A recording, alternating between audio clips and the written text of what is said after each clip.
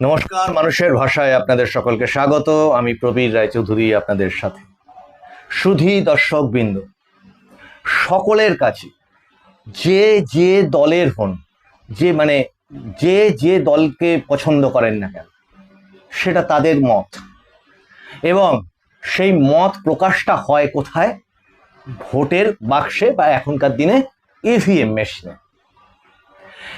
সুধী দর্শকবৃন্দের কাছে আমার একটা খুব সহজ প্রশ্ন, এই যে এত এসআইআর হয়ে গেল, এসআইআর নিয়ে এত এত বিতর্ক হয়ে গেল, তার ভালো মন্দ ইত্যাদি দিক নিয়ে তুল কালাম পরিস্থিতি তৈরি হলো, রাজ্যের তৎকালীন আর এখন বিদায়ী শাসক দল সেই এসআইআর প্রসেসকে ভুল হচ্ছে, প্রথম হচ্ছে এসআইআর হতেই দেব না এই রাজ্যে, যখন দেখলো সেটা আর হলো না, আটকানো গেল না, তারপরে হচ্ছে একজনের নামও কাটতে দেব না।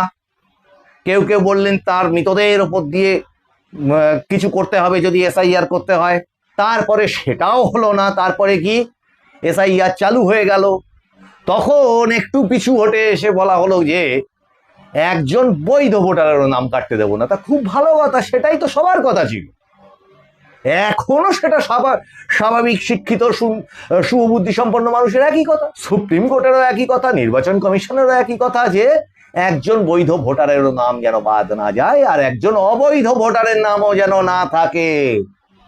ওটাও পাশাপাশি একদম ঠিকঠাক কথা, ভালো কথা। এই সমস্ত যুক্তিতর্ক আপাতত ঝুড়িতে তুলে সরিয়ে রাখা যাক, কারণ এসআইআর তো হয়ে গেছে আপাতত। আর এখন অ্যাপেলেট ট্রাইব্যুনাল যেটা চলবে, যার যে প্রকৃত বৈধ ভোটার, সে ট্রাইব্যুনালে অ্যাপিল করছে, অলরেডি তার পারমিশনগুলো বেশ কিছু অল্প সংখ্যায়, আমরা জানতাম অল্প সংখ্যায় হবে, কিন্তু অল্প সংখ্যায় হলেও সেখানে নিষ্পত্তি হচ্ছে, কাজে হতাশ হওয়ার আর কোনো জায়গায় নেই।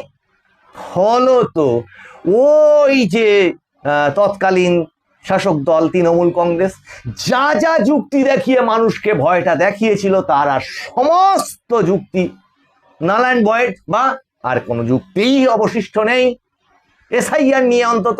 কিন্তু সাধারণ দর্শক বা সুধী দর্শকবৃন্দ, সাধারণ মানুষের কাছে, আমরা যারা সাধারণ মানুষ ভোটার, তাদের কাছে আমার একটা প্রশ্ন আছে। আগামী ধরা যাক আর কয়েক ঘন্টার মধ্যে হচ্ছে ভোটের, এই অ্যাসেম্বলি ইলেকশনের দ্বিতীয় দফার ভোট। এই মানুষদের, যাদের ওই তৃণমূল কংগ্রেস বুঝিয়েছিল এসআইআর নিয়ে এই নাম কেটে দিচ্ছে, বিজেপি পার্টি অফিস থেকে চক্রান্ত করে নাম কেটে দিচ্ছে, একটা কমিউনিটিকে টার্গেট করে নাকি নাম কেটে দিচ্ছে, মা বোনেদের বিয়ে হয়ে যাওয়ার পরে চক্রান্ত করে নাম কেটে দিচ্ছে। যদিও আপনাদের এই চ্যানেল, যদি যারা নতুন এসছেন তাদের বলবো একটু সাবস্ক্রাইব করে নিয়ে পিছনের সব কটা এপিসোড একটু দেখবেন, আর সুপ্রিম কোর্টের হিয়ারিংগুলো একটু যত্ন সহকারে দেখবেন। তো এই একটা প্রশ্ন সুপ্রিম কোর্টে গিয়ে ওনাদের কোনো আইনজীবী কোনো দিন তোলেননি, যে বিজেপি পার্টি অফিস থেকে চক্রান্ত করে এই সমস্ত করছে, অবৈধভাবে নাম কেটে দিচ্ছে, চক্রান্ত করে নাম কেটে দিচ্ছে, ন্যায্য নাম কেটে দিচ্ছে। এখন বিষয় হচ্ছে এটাও না, বললাম না আর কয়েক ঘন্টা পরে ভোট, একটু জিজ্ঞাসা করবেন তো যে এই যে ভোটার তালিকা, তা এই ভোটার তালিকাটা মশাই কি কাজে লাগবে? ভোটারদের কাজে লাগে তো এটা, ভোটার তালিকাটা। তা যারা গত 15 বছর ধরে মানুষকে ভোটই দিতে দেয়নি, তাদের ভোটার তালিকা কি কাজে লাগে? তাহলে কি এই উদ্দেশ্যটা স্পষ্ট নয় যে ভোটার তালিকা ওই পুরনোটা যদি থাকতো, তাহলে ওই মৃত ভোটারগুলো থেকে যেত, ডুপ্লিকেট ভোটারগুলো, যার নাম বিহারেও আছে এখানেও আছে, প্রশান্ত কিশোর যেমন, সেই ডুপ্লিকেটগুলো থেকে যেত, ডবল ডবল এন্ট্রি।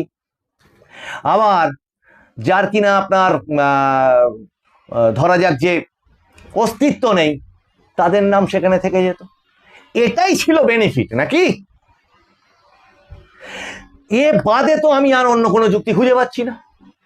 না হলে এসআইআর নিয়ে এত লাফালাফি হই হই হই হই করবার কি প্রয়োজন ছিল?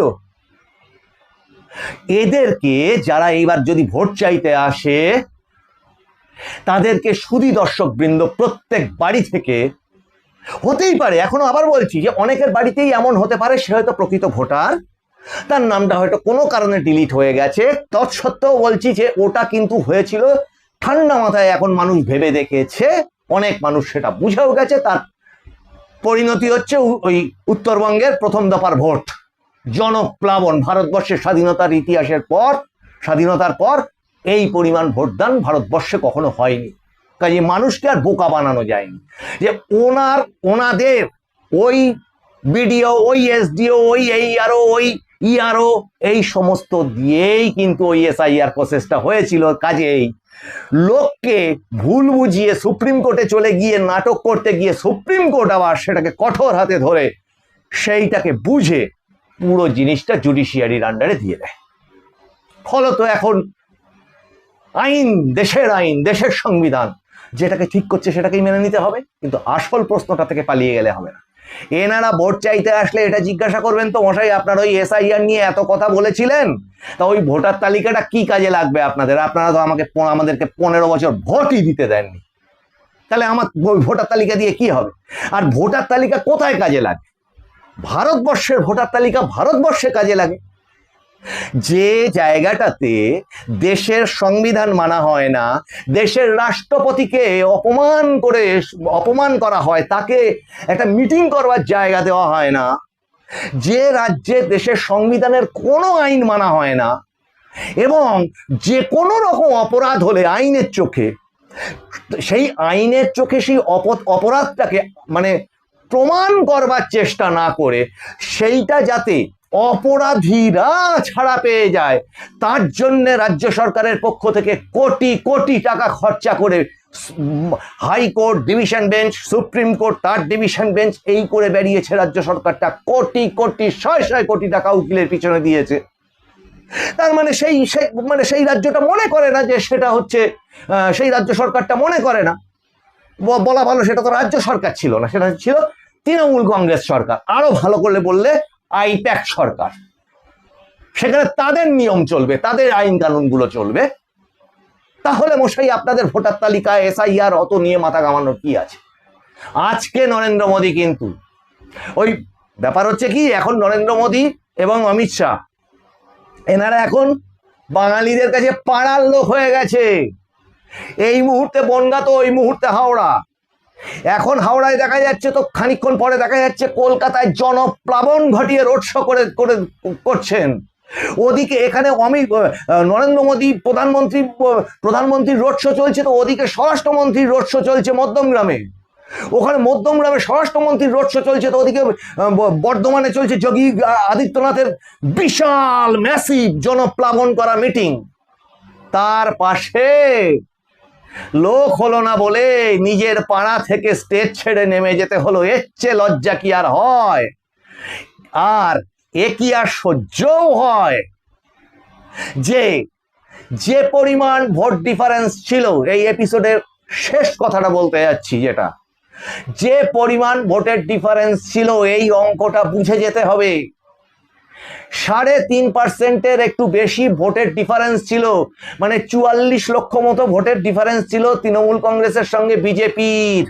আর এটাও পরিষ্কার বুঝে নিতে হবে, কোন মুসলিম ওই 0.06% মতো একটা হিসেব, একজন দুজন হয়তো দিয়েছে এরকম, তা বাদে ওই বিজেপির গোটা 36%-এর বেশি ভোট, সেটা 21-এ একটু বেশি, 24-এ, এইটা যদি স্ট্যান্ডার্ড ধরা যায়, অ্যাভারেজ ধরা যায়, সেটা গোটাটাই ছিল হিন্দু ভোট, একত্রিত হিন্দুদের ভোট।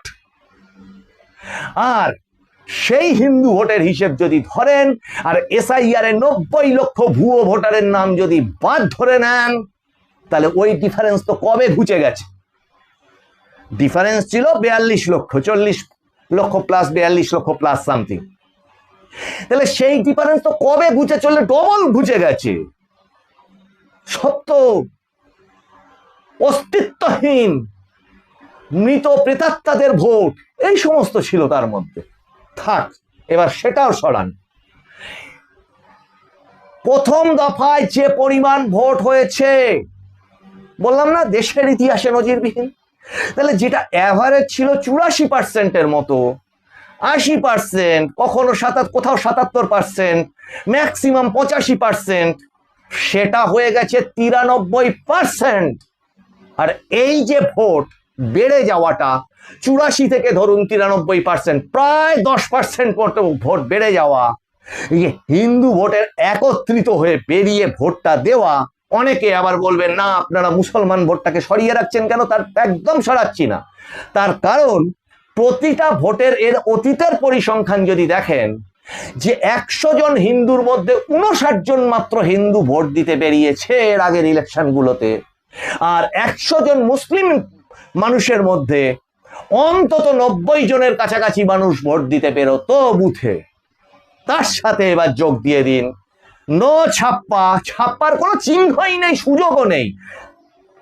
প্রথম দফার ভোটে সবাই চোখ চেয়ে দেখেছেন, আর যাদের ঈর্ষাও হয়েছে তারা ড্যাব ড্যাব করে চোখ চেয়ে দেখেছেন, যা কিচ্ছু করা গেল না।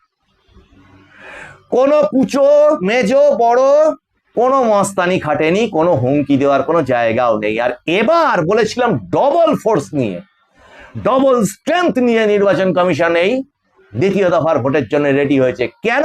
এটাও অঙ্কের হিসেবে বুঝিয়ে বলেছিলাম যে প্রায় 2.5 লক্ষ মতো সেন্ট্রাল ফোর্স পশ্চিমবঙ্গে ডিপ্লয়েড সেই প্রথম থেকে ছিল। তাহলে প্রথম দফার ভোট মিটে যাওয়ার পরে, এটা আপনাদেরকে বলেছিলাম, সেটা এবার মিলিয়ে নিন আমার কথাটা ঠিক হলো কিনা। তার মধ্যে মানে 2,30,000 মতো সেন্ট্রাল ফোর্স এবার, এখন তো উত্তরবঙ্গের ভোটটা মিটে গেছে, পুরোটা কিন্তু এবার দক্ষিণবঙ্গে। তার সাথে যে ধরনের মানে সিকিউরিটি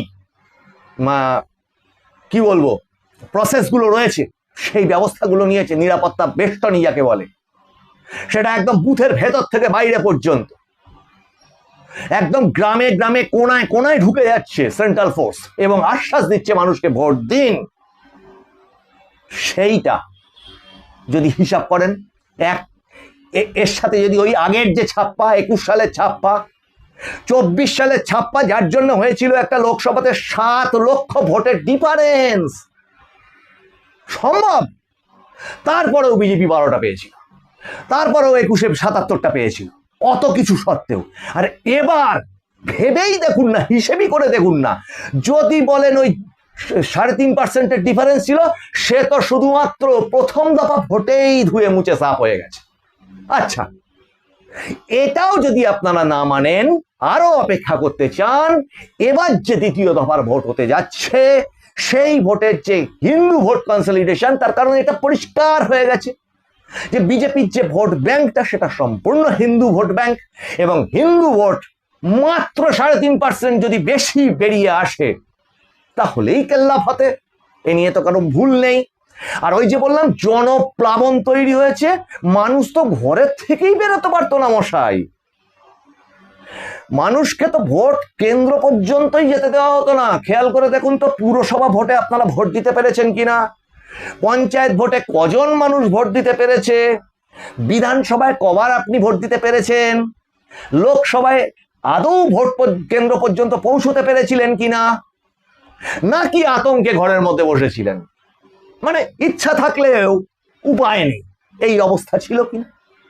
আর এবার যখন সমস্ত উপায় আছে, তখন মানুষ কিন্তু বেরোচ্ছে, পরিযায়ী শ্রমিক ছুটে ছুটে আসছে, তার কারণ জানে, সংখ্যালঘু সেই পরিযায়ী শ্রমিকরা, তারা জানে এখানে কাজ ছিল না, কর্ম ছিল না, জীবিকা ছিল না, উপার্জন ছিল না, কিচ্ছু ছিল না, তাকে যেতে হয়েছে ওই বিজেপি শাসিত রাজ্যে। আচ্ছা মশাই, সেখান থেকে উপার্জন করে তো এখানেই পাঠাতে হয়েছে তাদেরকে টাকা পয়সাগুলো, এবং তারা তো জানে সেখানে কি রাজ্য চলছে আর এখানে কি চলছে। শিক্ষা, স্বাস্থ্য, নারী সুরক্ষা থেকে শুরু করে সমস্ত কিছু ধ্বংসপ্রাপ্ত হয়ে সব চুরি লুট হয়ে চলে গেছে। পারলে নদী, পাহাড়, জঙ্গল সব লুট মানে চুরি করে বেচে দেয়। একজন বলেছিল যে আগে মানুষ, একটা ভাষা ছিল যে গাছ বাঁচিয়ে ফল খেতে আয়, এই কি করেছে, গাছের শিকড় শুদ্ধ তুলে খেয়ে ফেলে দিয়েছে। এখন বিষয় হচ্ছে এই যে 21টা রাজ্যে বিজেপি ক্ষমতায় রয়েছে, সেটা কি নেই? তাহলে মানুষ কি তাহলে ওই অতগুলো রাজ্যের মানুষ তারা বোকা তাহলে? আর ওই শুধুমাত্র তৃণমূল কংগ্রেসের ওই লোকগুলোই শুধু বুদ্ধিমান, এখনো টিম টিম করে যেটুকু টিকে আছে মাত্র। আর লাস্ট যুক্তি যেটা, তিনবার বিজেপিকে সারা ভারতবর্ষের মানুষ জিতিয়ে ক্ষমতায় নিয়ে আসছে, তাহলে সারা ভারতবর্ষের মানুষই বোকা? এটাও কি হয়? নাকি এইটার ফলবশত কেন্দ্র সরকার সারা ভারতবর্ষে যত রকম পরিষেবা আছে সেই পরিষেবাগুলো মুসলিম কম পায়, হিন্দু বেশি পায়, এরকম ভাবে চলে? রেশন মুসলিমের জন্য দেওয়া হয় না আর হিন্দুর জন্য দেওয়া হয়, এরকম ভাবে চলে কি? আর তা যদি না হয় তাহলে কেন্দ্র সরকারের সুবিধাগুলো থেকে কেন বঞ্চিত থাকবো? তাহলে সমস্ত 150 কোটি মানুষের এই দেশ, তার মধ্যে বেশিরভাগ সংখ্যক মানুষ জিতিয়ে 3বার নরেন্দ্র মোদী সরকার গঠন করলো, তারা বোকা। আর এদেরকে এরা চতুর্দিকে যা বলে বেড়াবে সেটাই ঠিক। ঠিক কি? আর সব প্রশ্নের শেষ কথা, আবার আপনাদের কাছে প্রশ্ন রাখছি, আচ্ছা এই যে এসআইআর এ আপনার নাম কেটে দিয়েছে, এই করে দিয়েছে, সেই করে দিয়েছে বলে যারা এতদিন বকবক করলো, যখন আপনার সামনে আসবে একটুখানি প্রশ্ন করবেন তো, ভাই তোর নিজের নামটা ইংরেজিতে বা বাংলাতে একটুখানি শুদ্ধভাবে লেখতো। Enumeration form, special intensive revision, SIR, special intensive revision বানান করে একটু লেখতো বাপু। তারপর তুই আমায় বলিস যে আমার নাম কেটে দিয়েছে কে, আমার নাম, আপনার নাম তুলে দেব, এসব কথা তখন শোনা যাবে। এবার সময় হয়ে গেছে ভাই, এবার একটু সাইড হ, দয়া করে সাইড হ, মানুষকে বাঁচতে দে। এ কথা বলবেন না? একটু ভেবে দেখবেন না আমি কথাগুলো ভুল বললাম কিনা, এর মধ্যে কোনো রকম যুক্তি আছে কি নেই? আপনারা হাত খুলে কমেন্টে লিখুন এবং সেগুলো, সেই পুরো এপিসোডটাকে শেয়ার করুন, যাতে মানুষ এই ভুল বোঝানোগুলো অন্তত বুঝতে পারে এবং 29 তারিখে রেকর্ড ভোটদান করে, রেকর্ড পরিমাণ ভোটদান করে, যাতে ওই 93% যে রেকর্ড ভোটদান সেটাকে ব্রেক করে দিয়ে আমরা আর একটা ইতিহাস তৈরি করতে পারি এই দ্বিতীয় দফাতে। আপনাদের এপিসোডগুলো ভালো লাগলে সাবস্ক্রাইব করবেন। একটু অনুরোধ থাকলো পিছনের সমস্ত এপিসোডগুলো আপনারা একটু দেখবেন, তাহলে ধারণা হবে যে আমরা ঠিক কি ভাবে কি কথা বলি। আর নোটিফিকেশন, বেল আইকনটাকে অন করে রাখবেন যাতে আপনাদের কাছে নোটিফিকেশনগুলো যায় যখনই এপিসোড পাবলিশ হয়। আপনাদের সঙ্গে আবার দেখা হবে সামনের এপিসোডে। আপনারা নজর রাখুন মানুষের ভাষার পর্দায়। মানুষের ভাষা সবার মনের কথা বলে। নমস্কার।